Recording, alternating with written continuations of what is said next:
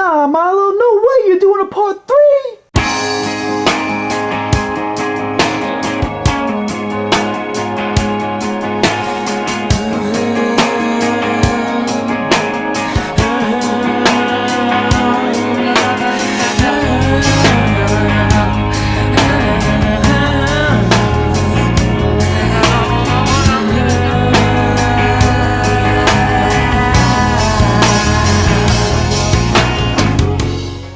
Bitches.